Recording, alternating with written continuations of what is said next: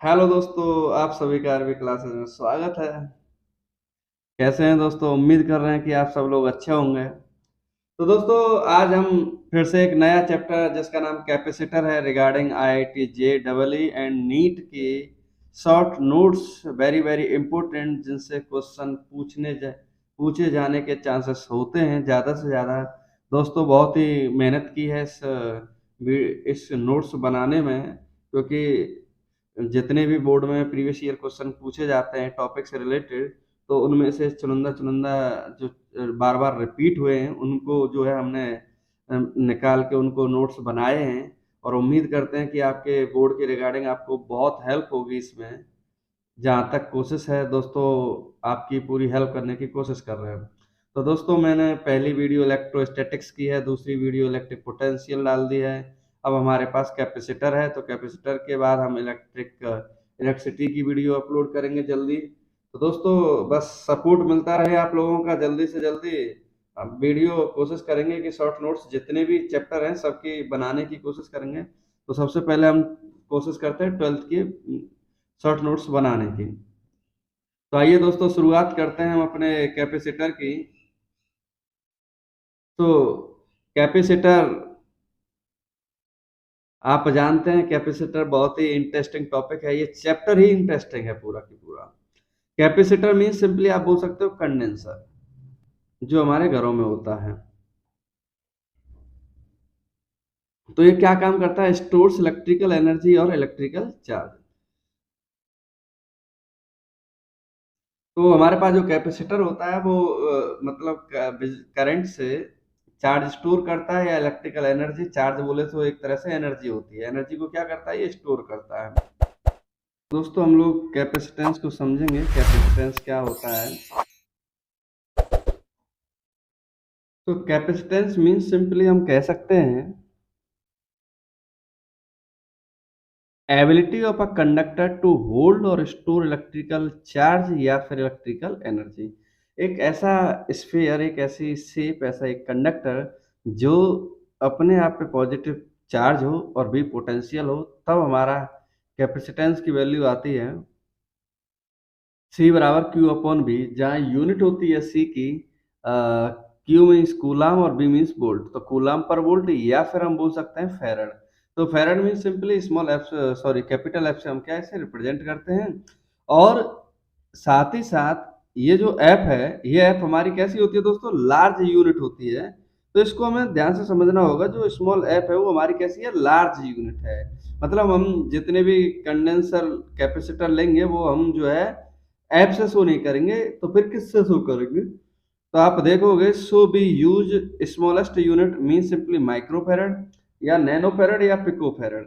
Micro में 10⁻⁻⁶, nano में 10⁻⁹ और पिको में 10⁻12 फेरड होता है। तो यह सवाल बनता है कि जो सी है वो हमारा की और बी पर तो डिपेंड नहीं करता, तो फिर डिपेंड किस पे करता है? सेम अगर मैं एक थोड़ा सा रिमाइंड कराऊं आपको, थोड़ा सा एक मिनट लें आपका। तो आर बराबर एक फॉर्मूला होता था ओम्स लॉ से, आर बराबर बी अपॉन आई। तो वहां हम कहते थे कि आर हमारा बी पर और आर हमारा आई पर डिपेंड करता है। तो थोड़े समय बाद टीचर बताता है कि आर बी और आई दोनों पर निर्भर नहीं करता। तो बात आती है कि जो आर है वो डिपेंड किस पे करता है। वैसे ही यहाँ हमारा जो सी है वो डिपेंड किस पे करता है, तो उसको देखते हैं हम लोग। जो तो डिपेंड करने के लिए जो हमारे पास क्वांटिटी जो है, हमारे पास जो पहला पॉइंट है वो क्या है कि shape size and construction of conductor. Shape size and construction mean simply किस शेप एंड साइज का बना हुआ है। जैसे सिंपली स्पेरिकल है कि सिलेंड्रिकल शेप का है। तो इनके बेसिस पे हमारी सी की वैल्यू क्या हो जाती है? बदल जाती है। और साथ ही साथ जो हमारा डिपेंड्स है मीडियम पर करता है, तो मीडियम की भी क्या हो जाती है? जो वैल्यू है मीडियम की वो भी क्या हो जाती है? बदल जाती है।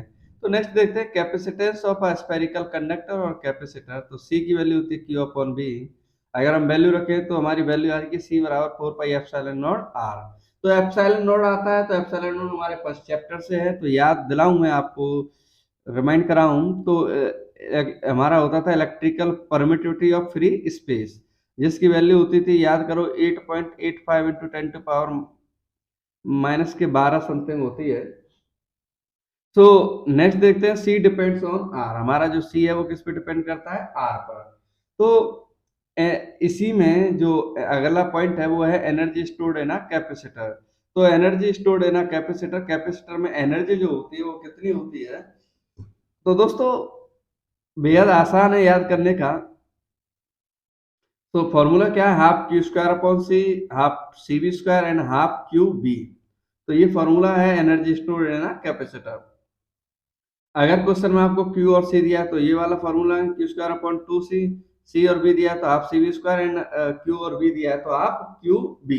तो इस तरह से हमारे क्या है क्वेश्चन बन जाते हैं। इसी में नेक्स्ट है charge distribution in parallel plates. तो charge distribution in parallel plates में कैसे होता है उसको देख लेते हैं हम लोग। बड़े ही ध्यान से समझिएगा दोस्तों, ये क्वेश्चन आ सकता है इस पे कि हम चार्ज डिस्ट्रीब्यूशन कैसे करते हैं। तो आप देखोगे एक प्लेट Q1 है और दूसरी प्लेट Q2 है। अब हमें चार्ज डिस्ट्रीब्यूशन चाहिए, तो मान लो इसकी हमें एक्सट्रीम आउटसाइड पे चाहिए। तो एक्सट्रीम आउटसाइड पे कैसे निकालते हैं, जो दो चार्ज दिए गए हैं दोनों प्लेटों पे उनका सम करके दो से डिवाइड कर देंगे तो हमारा आ जाएगा एक्सट्रीम आउटसाइड चार्ज। अगर ये कहे कि भैया नहीं हमें तो इनर वालों पे चाहिए, तो इनर वालों पे क्या है, जो हमें चार्ज गिवन है उस गिवन में से आउटसाइड वाले को घटा देंगे। तो यहाँ आएगा Q1 minus Q2 upon two और इधर आ जाएगा Q2 minus Q1 upon two. तो इस तरह से आ सकता है। जैसे एक एग्जांपल लेते हैं, इसमें हमारे पास एक एग्जांपल है 10 microcoulomb and minus 4 microcoulomb.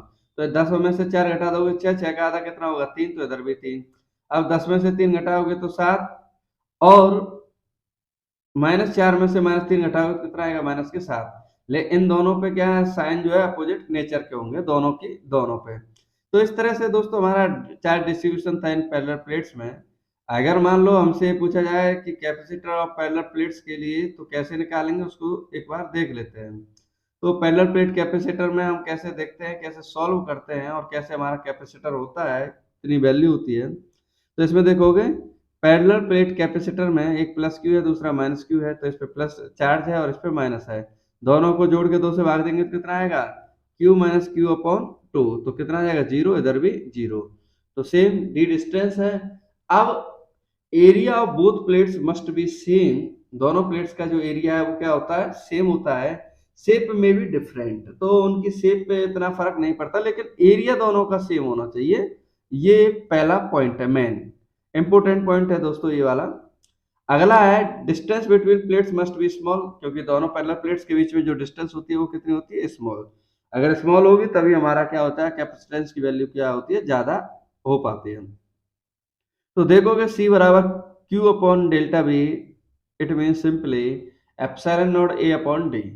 So here energy density of an electric field, so we calculate energy density. So energy density means simply U upon B. B means volume, so energy density we call simply U upon B. So formula is 1/2 epsilon naught E square. So हमारा यहाँ formula होता है 1/2 epsilon not E square. अब हमें मालूम है B का, B होता है जो B वॉल्यूम होता है, वॉल्यूम क्या होता है, एरिया इंटू डिस्टेंस। तो हमें जब वॉल्यूम ना होके हमें सिर्फ एनर्जी का फॉर्मूला चाहिए तो फॉर्मूला आएगा half epsilon not E square A D. अब दोस्तों पैरेलल प्लेट कैपेसिटर के बीच में अगर वो हमसे फॉर्मूला पूछ ले कि how to be calculate force, so we calculate simply F equal to Q square upon 2 epsilon naught A. अगर मान लो हमारे पास स्फेरिकल कैपेसिटर है तो इसका मतलब क्या है, it consist of two concentric spherical conducting shells. The outer shell is earth and inner shell is given a charge plus Q. तो ये कहना चाहता है कि जो स्फेरिकल कैपेसिटर है उसके पास कितने सर्कल होते हैं, कितने स्फीयर होते हैं, दो। कौन से होते हैं, टू कॉन्सेंट्रिक। और कैसे होते हैं, कंडक्टिंग। तो इसमें क्या कह रहा है कि जो आउटर लेयर होती है उसको हम क्या अर्थिंग कर देते हैं, और अंदर वाला जो चार्ज होता है उसके सरफेस पे क्या कर देते हैं, हम चार्ज प्लस क्यू डिस्ट्रीब्यूट कर देते हैं। अब हमसे इस पर नॉर्मली हमसे अगर हमसे कैपेसिटर की पूछी जाए कि स्फेरिकल कैपेसिटर की वैल्यू कितनी होती है, तो फॉर्मूला होता है 4 pi epsilon naught A B upon B minus A. तो इस पे अभी तक क्वेश्चन तो नहीं पूछा गया है, लेकिन हो सकता है कि सिलेबस के अकॉर्डिंग जो है क्वेश्चन पूछ लिया जाए। तो इस पे क्वेश्चन नहीं है दोस्तों, उम्मीद है कि इस पे क्वेश्चन पूछ सकता है एग्जामिनर। इसी में आगे आते हैं अपने अगले पॉइंट पर। तो हमारा अगला पॉइंट है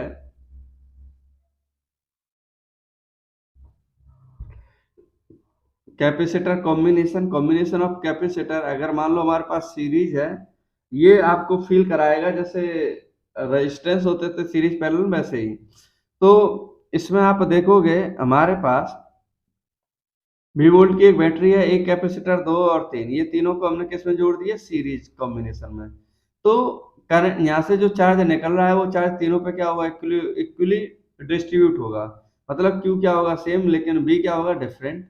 अगर बी डिफरेंट होगा तो सिंपली स्वाभाविक सी बात है, हर एक की कैपेसिटर की कैपेसिटेंस की वैल्यू क्या होगी, अलग अलग।